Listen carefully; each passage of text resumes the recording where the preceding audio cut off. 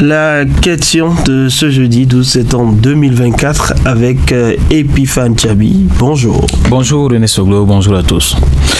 La question s'intéresse ce matin à l'usage du téléphone au volant ou au guidon en pleine circulation qui est devenu un phénomène visible à travers tout le Bénin malgré les nombreuses campagnes de sensibilisation.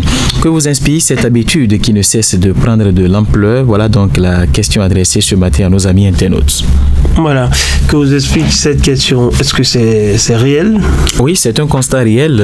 Quand vous allez aujourd'hui dans des commissariats ou même parfois quand vous voyez des unités de police installées au niveau des routes pour des répressions, il y a des personnes qui sont arrêtées juste parce qu'elles utilisent le téléphone, que ce soit au volant ou même sur leur moto. Pas plus tard que quelques jours, je rentrais, en tout cas c'est un exemple, je crois que ça doit être le samedi ou le dimanche dernier, quand un véhicule traînait au bon milieu de la route et tous nous étions derrière à se poser des questions. Est-ce que c'est une panne technique? Bon, en tout cas, il a fallu donc qu'on prenne le devant pour constater qu'il était au téléphone et beaucoup de personnes avaient commencé par lui crier dessus: tu es au téléphone, tu nous empêches de passer. Donc c'est un phénomène qu'on constate, c'est récurrent. Même certaines motos aujourd'hui, quand vous voyez, vous lisez derrière, vous voyez téléphone au volant ou téléphone au guidon, écrit juste derrière la moto avec le marqueur de la police républicaine. Donc vous sentez également que ce phénomène-là prend énormément d'ampleur. Il y en a qui,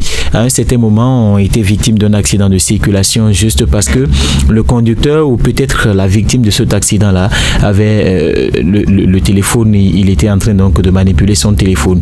Je ne voudrais pas remuer le couteau dans la plaie, mais l'un des deux accidents que nous avons enregistrés au cours du mois dernier en face de l'hôtel Koubourou, je dirais en tout cas les dernières semaines, il y avait un des conducteurs qui serait au volant et malgré cela il avait donc son téléphone.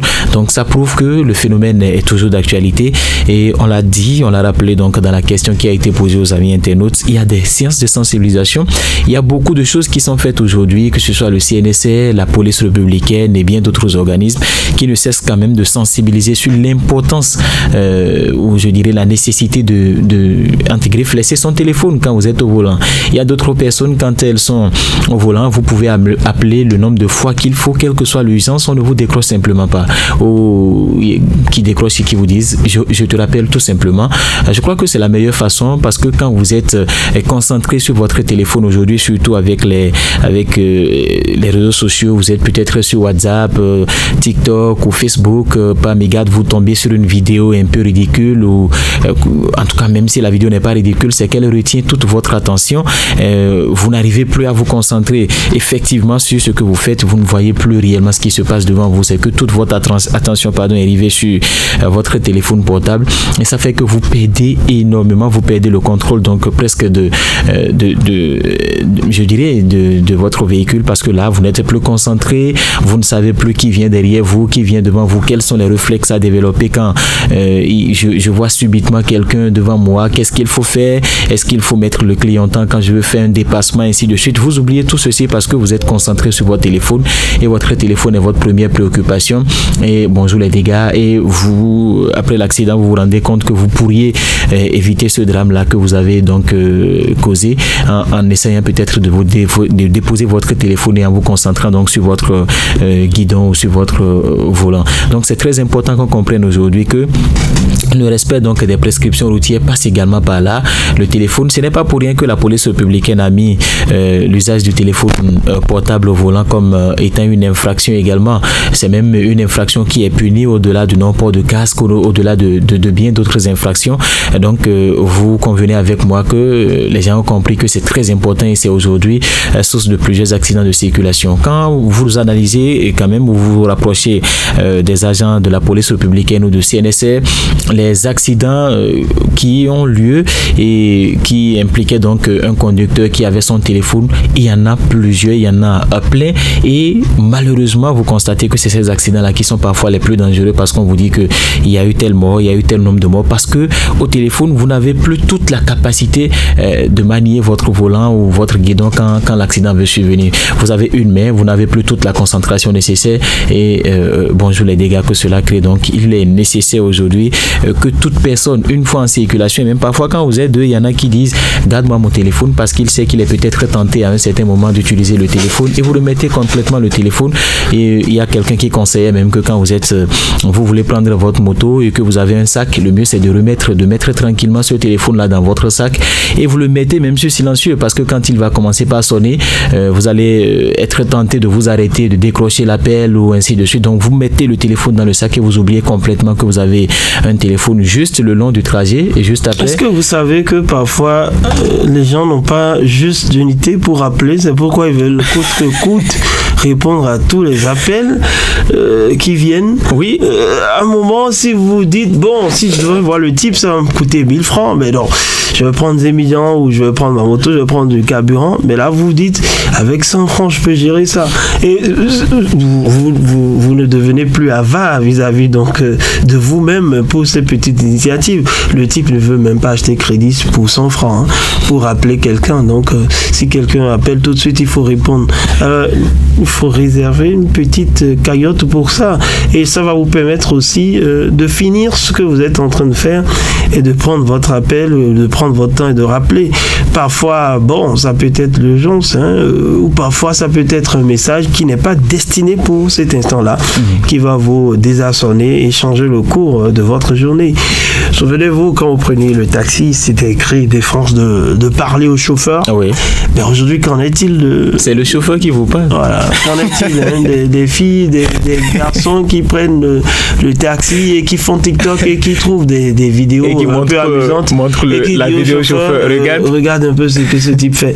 Oh, c'est de votre vie qu'il s'agit. Oui. Il n'en saurait être autrement. Je crois que nous devons prendre conscience et de plus en plus en parler entre nous. Oui, c'est évident, il faut qu'on en parle entre nous. Et cette pratique-là que vous avez décrite tout à l'heure, je crois que c'est comme ça que ça se passe. Parfois, c'est l'usager qui entame la discussion avec le conducteur et qui lui prend tout son temps et qui parfois même demande. Vous voyez, c'est des scènes qu'on remarque. Et les autres... Votre amoureux ou votre amoureuse qui vous appelle et qui veut vous entendre. Vous êtes au volant, mais elle ne vous colle pas la paix. Elle dit qu'elle vous aime, mais elle ne vous aime pas. Vous conduit à la mort. Ouais, vous conduit à la mort.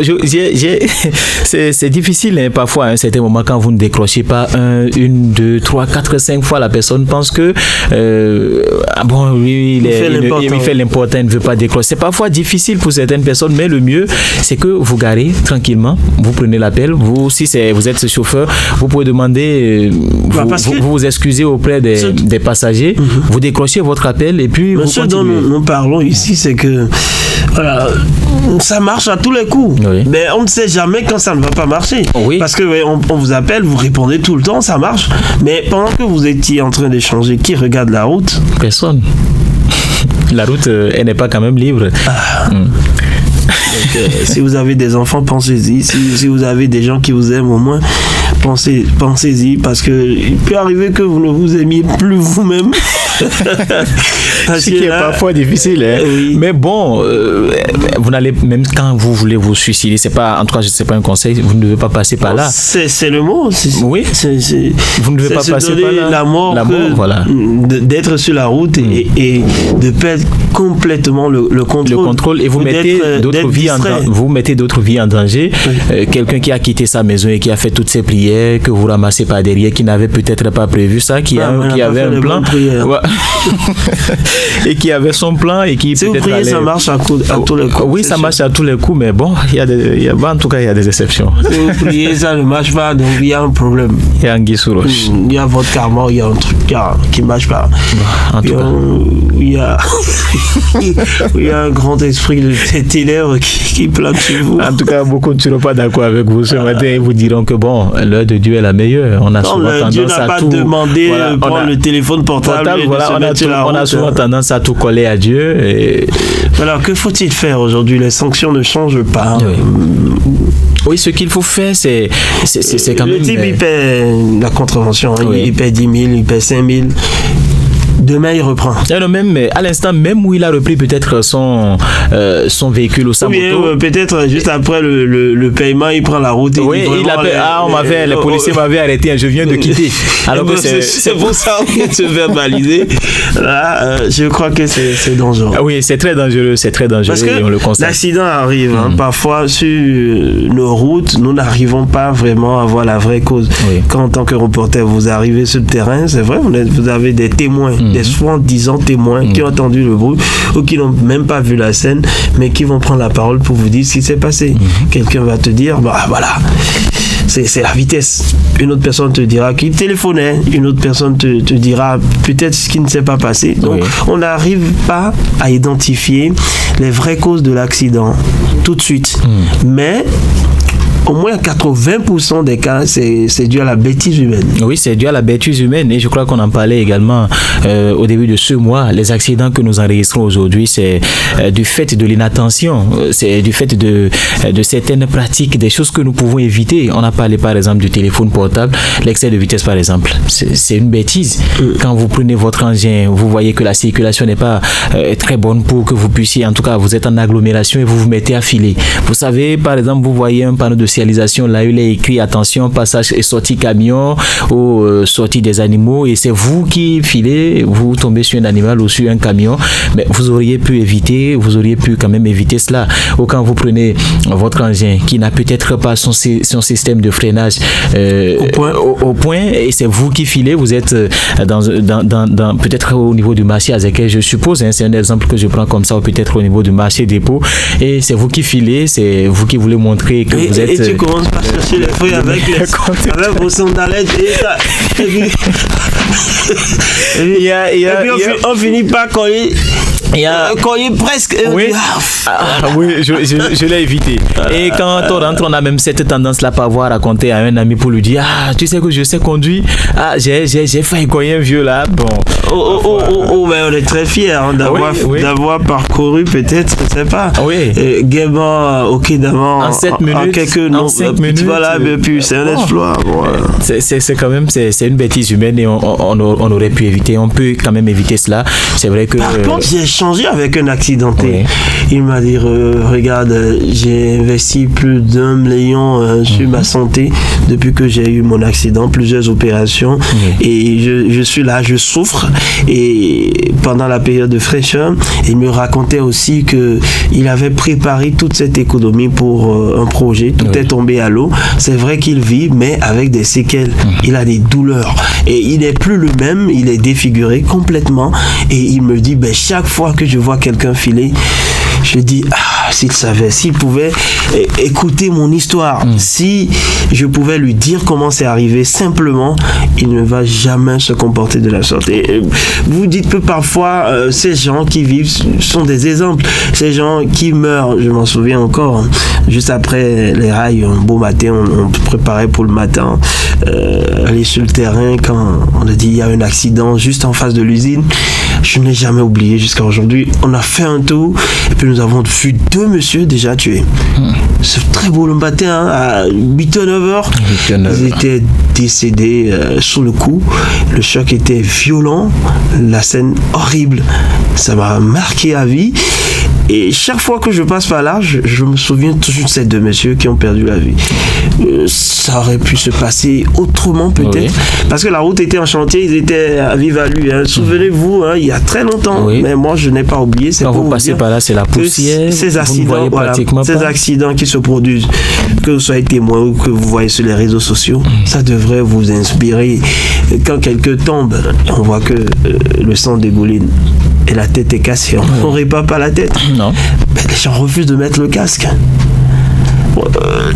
C'est-à-dire que la nature donne toutes les leçons possibles, mais nous avons cette tendance à nous moquer de cela à un moment donné. C'est juste qu'on prend conscience à l'instant T et quelques jours après, bonjour encore les mauvaises habitudes. Les mêmes choses débat et parfois même peut-être avec force. Il y a des accidentés, par exemple, cet accidenté dont vous avez fait cas, lui, non, franchement, il a quand même pu garder les séquelles et je crois qu'il ne refera pas les mêmes erreurs. Mais il y en a qui ont été accidentés, qui ont perdu peut-être l'usage d'un membre, mais quand ils se relèvent, ils font pire que ce qu'ils avaient fait. C'est tout porte à croire que l'accident leur a dit bon, va faire, continue, c'est la meilleure chose que tu dois faire. Le parchemin, la moi refusé de les accueillir, mais tout au moins ils souffrent. Ils souffrent énormément. Il y en a qui aujourd'hui ont perdu l'usage d'une main, qui ont un traumatisme crânien, qui vivent avec beaucoup de situations aujourd'hui. Et quand vous allez les voir, ils n'ont plus quand même cette envie-là de vivre juste à cause de l'accident, qui ont perdu un membre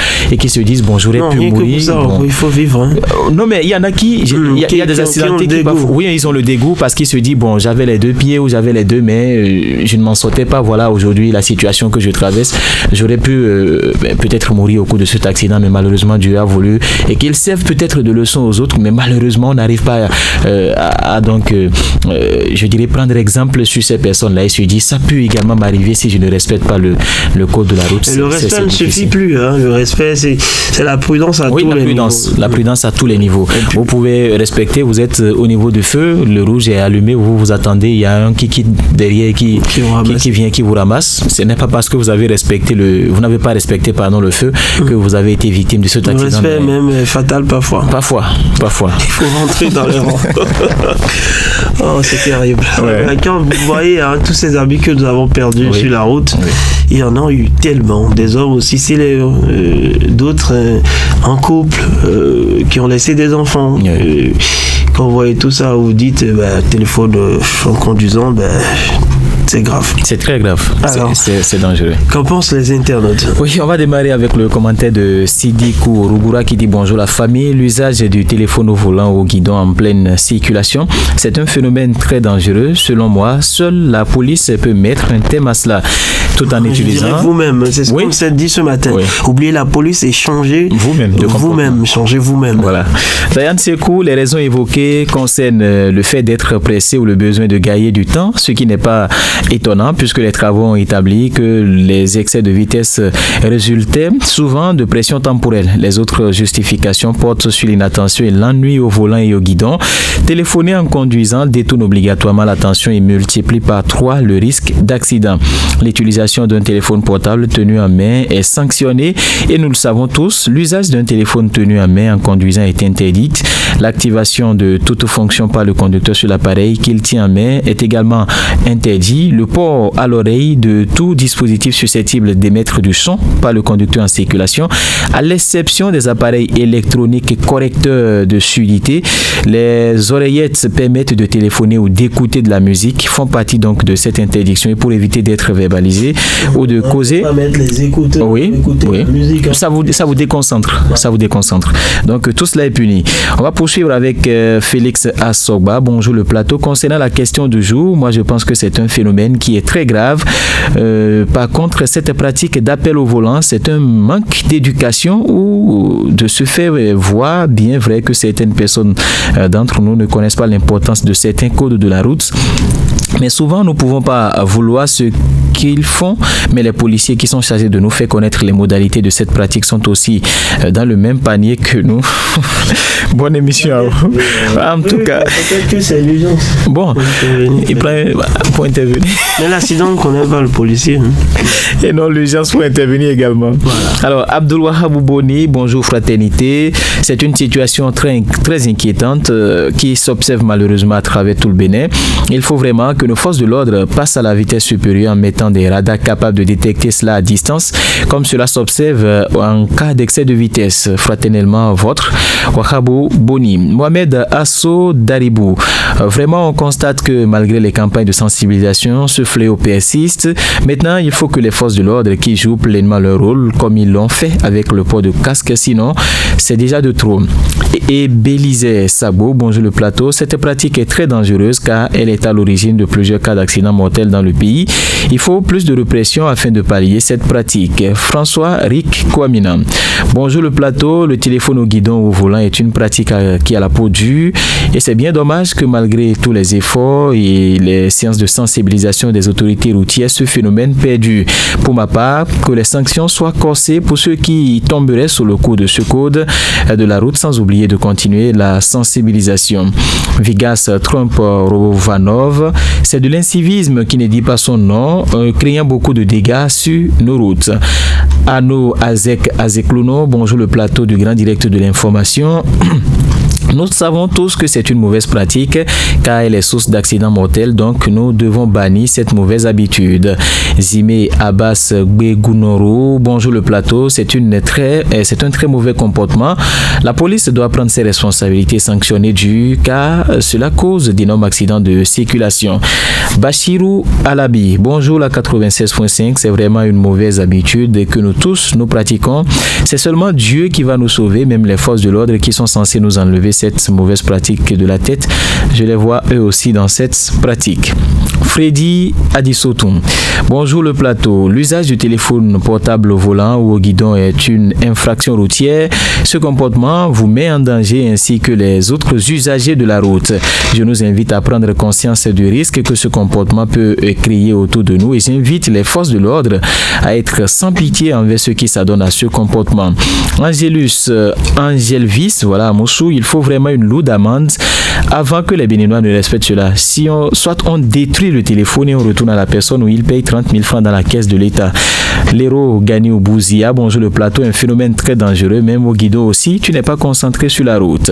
Sero Fessa Loruguera, je pense que tout le monde est conscient du phénomène. Si on ne prend pas conscience, c'est à nos risques et périls.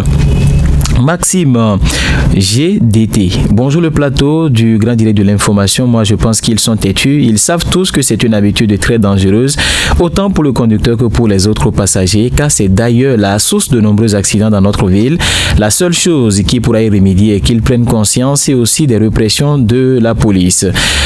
Chirac Tchamou, c'est ce qui est déplorable. Certaines personnes sont au guidon et font appel vidéo sur WhatsApp. Je ne sais pas sur quoi ils comptent. Il y a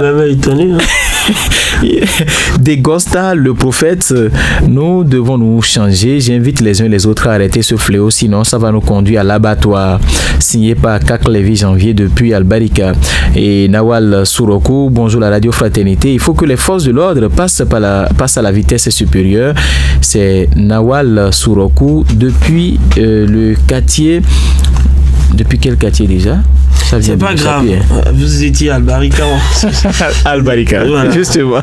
Voilà donc les différents commentaires ce matin, toujours dans le premier. Il y a un dernier commentaire qui dit c'est un phénomène très dangereux. Voilà, là c'est Jacques Armoyen. En ce qui concerne l'usage du téléphone portable, je crois que nous devrons prendre conscience. C'est une conscience personnelle et également les autorités policières doivent mener la lutte et nous aider donc à bannir ce phénomène. Voilà ce matin. D'accord, c'est bien noté et on espère que ça va changer les comportements. On va marquer la pause, mesdames, messieurs, et nous allons revenir avec le rétro hebdo. Oui.